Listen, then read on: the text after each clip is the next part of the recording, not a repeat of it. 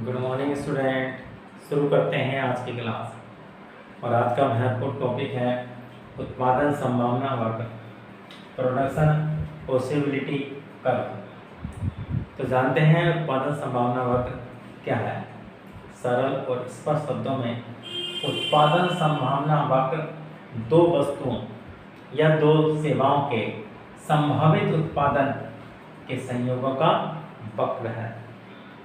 प्यारे बच्चों, एक अर्थव्यवस्था के सीमित साधन व तकनीकी द्वारा एक समय में दो वस्तुओं के संभावित उत्पादन वक्र को उत्पादन संभावना वक्र कहते हैं। प्यारे बच्चों, जैसा आप जानते हैं, किसी अर्थव्यवस्था के उत्पादन के संसाधनों की संख्या सीमित होती है और वस्तुओं की संख्या असीमित होती है। किस वस्तु का उत्पादन किया जाए, किस वस्तु का उत्पादन नहीं किया जाए, या कौन सी वस्तु कितनी मात्रा में उत्पादित की जाए, इस समस्या का निर्धारण उत्पादन की संभावना के द्वारा होता है। और जब दो वस्तुओं की उस उत्पादन की संभावना को हम ग्राफिक प्रदर्शन करते हैं तो उसे उत्पादन संभावना वक्र कहते हैं। प्यारे बच्चों, इस प्रकार दो वस्तुओं या दो सेवाओं के उत्पादन संभावना संयोगों को ग्राफिक प्रदर्शन किया जाता है तो उस ग्राफिक प्रदर्शन को उत्पादन संभावना वक्र कहते हैं। प्यारे बच्चों, उत्पादन संभावना वक्र के लिए ये निम्नलिखित मान्यता का होना आवश्यक होता है। पहली, अर्थव्यवस्था के पास सीमित साधन होने चाहिए।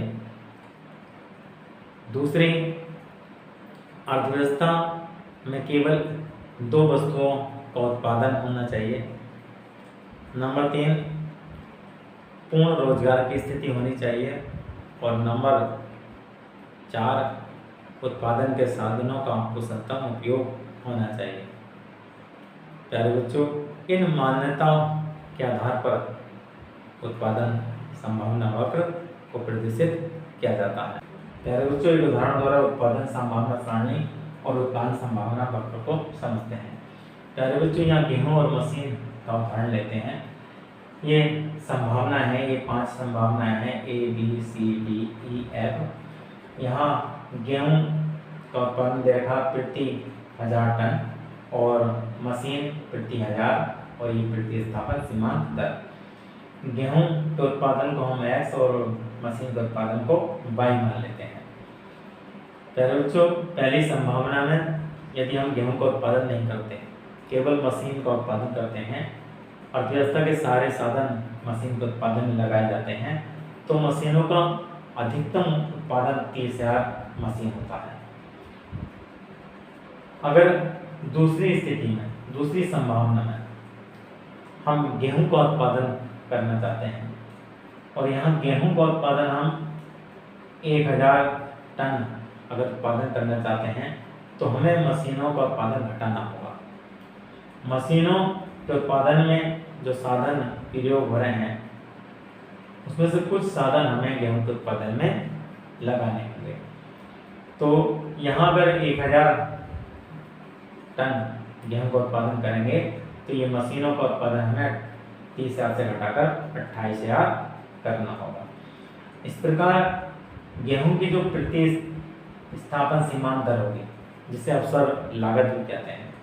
अवसर लागत क्या होती है कि अगर किसी एक वस्तु की उत्पादन की मात्रा में वृद्धि करनी पड़ती है तो दूसरी वस्तु की जो उत्पादन मात्रा में कमी की जाती है, उस कमी को हम अवसर लागत कहते हैं। ये त्याग की लागत भी कहते हैं। जैसे कहावत है, कुछ पाने के लिए कुछ खोना पड़ता है। तो अगर किसी वस्तु की हमें अतिरिक्त मात्रा प्राप्त करनी है, अगर उसका उत्पादन बढ़ाना है, तो उसके बदले में जो जिस वस्तु का उत्पादन घटाया जा रहा है और जिस मात्रा में घटाया जा रहा है वो उसकी क्या होगी, अवसर लागत होगी, प्रतिस्थापन सीमांत दर होगी। प्रतिस्थापन सीमांत दर बराबर होता है जो बाई वस्तु है उसके उत्पादन में कमी और बटे जिस वस्तु का हम उत्पादन बढ़ा रहे हैं उस वस्तु के उत्पादन में वृद्धि। तो ये प्रतिस्थापन सीमांत दर होगी बी स्थिति में, बी संभावना में 2। इस प्रकार अगर हमें गेहूं का उत्पादन और बढ़ाना है तो तीसरी स्थिति में, तीसरी संभावना में अगर गेहूं का उत्पादन 2000 टन करना है तो ये मशीन का उत्पादन हटा के 24,000 करना होगा। इस प्रकार 28 और उनमें से आप 24 घटाएंगे तो ये प्रतिस्थापन दर 4 आ जाएगी। इसी प्रकार डी संभावना में अगर हम गेहूं का उत्पादन और बढ़ाना चाहते हैं तो मशीन का उत्पादन घटकर 18 हो जाएगा और इस प्रकार 24 में 18 आप हटाएंगे तो ये आपकी प्रतिस्थापन सीमांत दर 6 आ जाएगी। इसी प्रकार गेहूं का उत्पादन अगर हम चौथी संभावना में और बढ़ाना चाहते हैं तो ये 4 करना चाहते हैं 4,000 टन, तो मशीन का उत्पादन 10,000 होगा और इस प्रकार जो ये गेहूं की प्रतिस्थापन दर होगी वो 8 होगी। और अगर हम लास्ट सिचुएशन में, लास्ट संभावना में हम मशीन का उत्पादन नहीं करना चाहते, केवल गेहूं का उत्पादन करना चाहते हैं तो गेहूं का अधिकतम उत्पादन आपका 5,000 टन होगा और मशीन का उत्पादन 0 होगा और ये जो गेहूं की प्रतिस्थापन सीमांत दर होगी वो 10 होगी, क्योंकि 10 में आप 0 घटाएंगे तो ये 10 आएगा। तो प्यारे बच्चों ये उत्पादन संभावना सारणी थी जिससे ये सिद्ध होता है यदि हम किसी वस्तु के उत्पादन में वृद्धि करना चाहते हैं तो दूसरी वस्तु के उत्पादन में कमी करनी पड़ती है। प्यारे बच्चों अब इसी को हम उत्पादन संभावना वक्र के रूप में समझते हैं। प्यारे बच्चों उत्पादन संभावना सारणी द्वारा अब उत्पादन संभावना वक्र बनाते हैं। तो ओ एक्स पर लिखिए आप गेहूं का उत्पादन प्रति 1000 टन में और इधर ओ वाई पर लिखिए आप मशीन का उत्पादन प्रति 1000।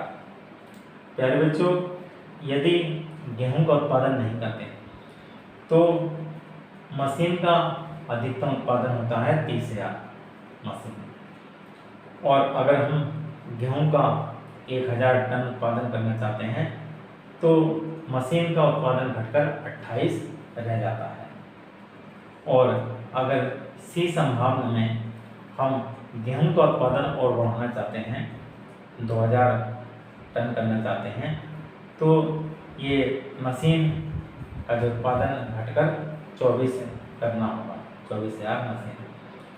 इसी प्रकार अगर हम गेहूं का उत्पादन 3,000 टन करना चाहते हैं तो मशीनों का उत्पादन घटाकर 18,000 करना होगा।